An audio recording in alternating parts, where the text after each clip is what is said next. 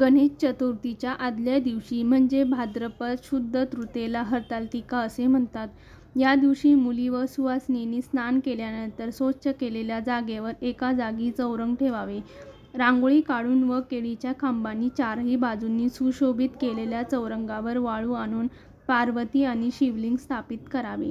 उजव्या बाजूस तांदुळाच्या एका ढिगावरील सुपारीवर किंवा नारळावर गणपती मांडावा. समोर 5 विडे मांडून तेथे सुपारी, खारीक, बदाम, नाणे, फळ ठेवावे.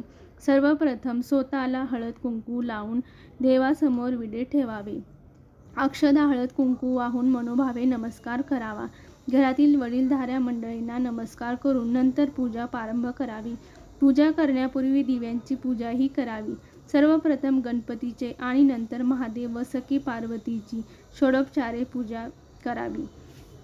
विधीपूर्वक देवाला अर्पित करावे. पूजेसाठी लागणारे साहित्य असे आहे: चौरंग, रांगोळी, तांदूळ, पाण्याचा कलश, ताम्हण, पळी, पंचपात्र, तसरसाळ, आसन, निरंजन, शंख, घंटा, समई, कापूरारती, हळद कुंकू, अष्टगंध, गुलाल, बुक्का, चंदन, अक्षदा, उदबत्ती, कापूर, तुपाच्या व तेलाच्या वाती, अत्तर, विड्याची पाने, सुपाऱ्या, बदाम, खारीक, नारळ, फळे, खडी साखर, गूळ खोबरे, पंचामृत, कापसाचे वस्त्र, कोरे वस्त्र तसेच फणी, काजळ, कळे, सरी, कांगणे, आरसा इत्यादी सौभाग्यद्रव्य.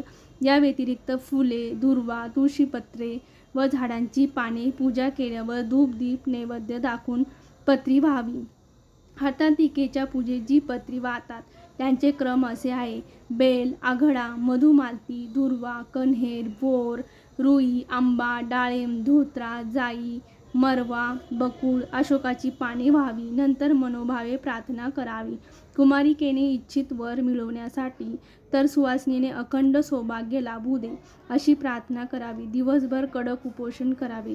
शक्य नसल्यास फलाहार करावा. या दिवशी आगीवर बनवलेला कोणताही पदार्थ खात नाहीत. सर्व पूजा झाल्यानंतर हरतालिकेची कथा ऐकून आरती करावी. दुसऱ्या दिवशी उत्तर पूजा करून ती विसर्जन करावी.